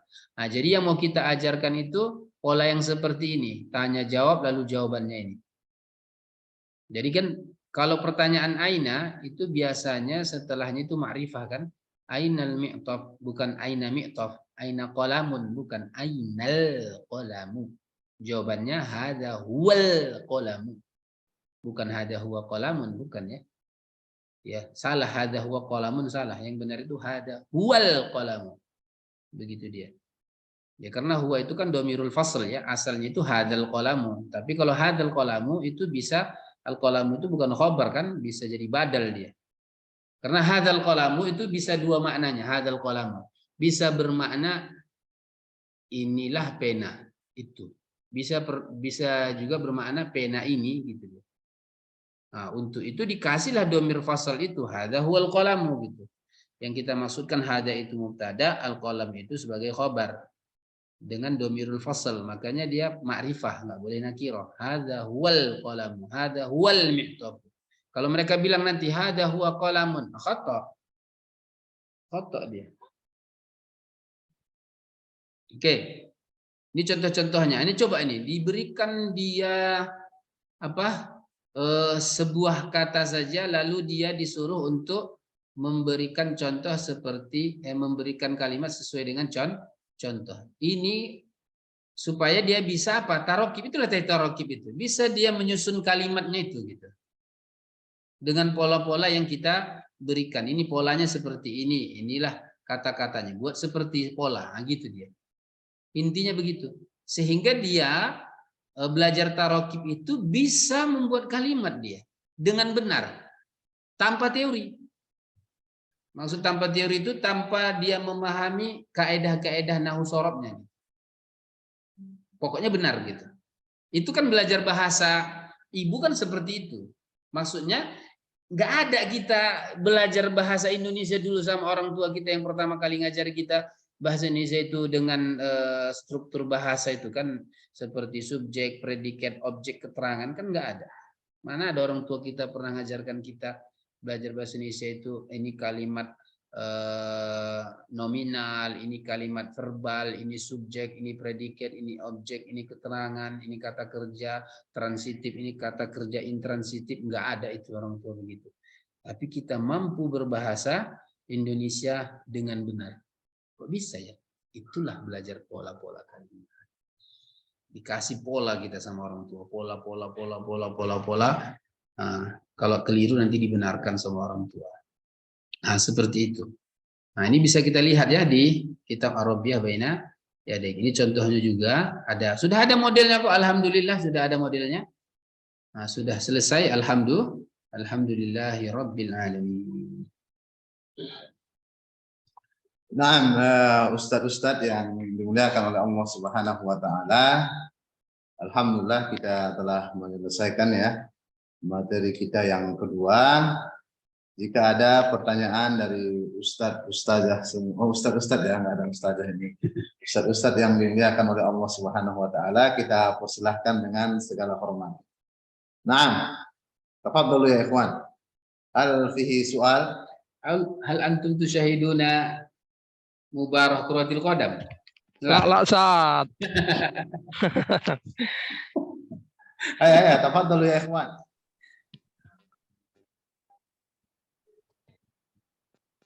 Wujud?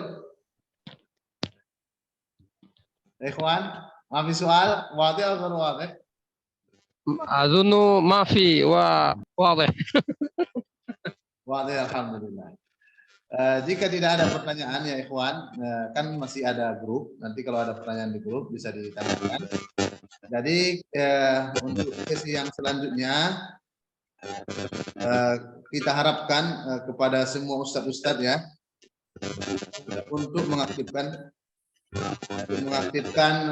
apa namanya ini kameranya. Kita mau foto bersama dan audio dimatikan ya. Cukup aktifkan apanya saja, kameranya saja. Masya Allah. Ya, Ustadz semua. Ini masih ada yang belum aktif. Kita mau foto bersama. Ya, diaktifkan semua dulu. Dan juga kita ingatkan ya untuk mengisi link daftar hadir. Dan itu sesuai yang antum tulis, namanya, bahkan gelarnya, seperti itu yang keluar sertifikatnya secara langsung, otomatis. Antum kirim langsung, sertifikatnya langsung dikirim ke email antum. Itu otomatis. Kita lihat masih ada kesalahan penulisan nama, umpamanya SPD, ada yang salah tulis. Dilihat sertifikat masing-masing ya, jika ada kesalahan, untuk kali ini kita terima perbaikan. Ya, ini Ustadz Irfan belum aktif kameranya. Ustadz Darwis, Ustadz Deni, Azizi, Kadar Supomo. Gimana Ustadz semua? Ustadz Irfan memang tidak mau gambar. Ustadz Deni, Ayah, Ustadz Irfan. Dan insya Allah juga nanti akan kita kirim file-file PowerPoint ya, mengajar Arabiah Benedek. Ada yang dari Arabic for All, langsung dari mereka. Ada juga yang langsung anak buat sendiri dan lebih jelas insya Allah. Dan boleh antum ganti nama antum pengarangnya, ya. Di awalnya itu ada nama anak Hasan Hamzah, boleh antum tukar menjadi nama antum masing-masing. Ustadz Kadar Supomo bisa diaktifkan. Apaan Ustaz? Nanti ada ini enggak rekamannya selama 2 hari ini? Alhamdulillah ada, namun belum kita potong dan nanti insya Allah kita kasih kepada peserta dan dikirim ke email antum atau kita kasih linknya nanti. Kita anggap Ustadz Hazizi dan juga Ustadz Kadar Supomo memang tidak mau, dan juga Ustadz Irfan tidak mau menghidupkan. Kita foto ya sama-sama. Ya, 1, senyum semua, 1, 2, 3. Oke, 1, tunggu. Nanti kita potong semua.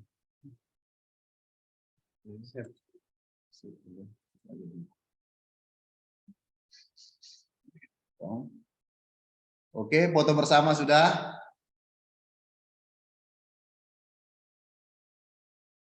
Sekali lagi kita ambil.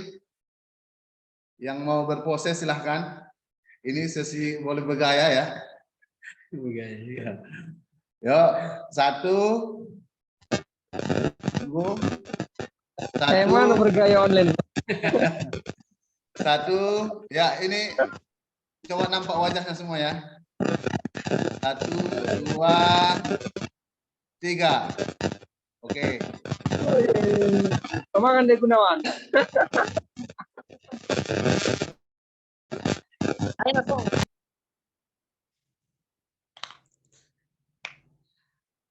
الصوت لا أسمع يعني. طيب.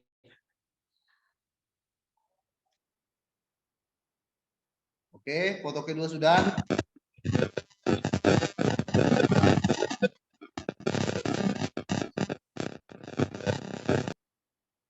Oke, ikhwan, insya Allah sesi foto sudah selesai. Dan kita akhiri pertemuan kita kali ini dengan doa kafaratul majlis. Subhanallahumma bihamdik, asyhadu an la ilaha illa anta, astaghfiruka wa atubu ilaik. Wal akhir, assalamualaikum warahmatullahi wabarakatuh. Ingatkan kembali ya, sertifikat itu akan otomatis. Jadi yang di grup yang dikirim oleh admin kita diisi itu berbentuk Google Form, dan sertifikat itu seperti itu yang antum tulis akan seperti itu otomatis terkirim ke email antum. Tadi ada kita lihat penulisan SPD salah seperti itu ya. Bagi ikhwan yang belum menulis sama sekali, coba diperhatikan tulisannya ya seperti itu. Karena kita tidak buat manual. Jadi antum yang menulis seperti itulah yang terkirim ke email antum. Syukron, ustaz-ustaz semua, selamat semua. Mudah-mudahan kita semua diberikan keberkahan hidup, keberkahan rezeki, keberkahan ilmu, dan insya Allah kita semua jumpa di surga Allah Subhanahu Wa Taala. Amin ya Rabb. Nah, kita tutup ya ikhwan ya. Kita tutup halaman Zoom kita ini. Alhamdulillah.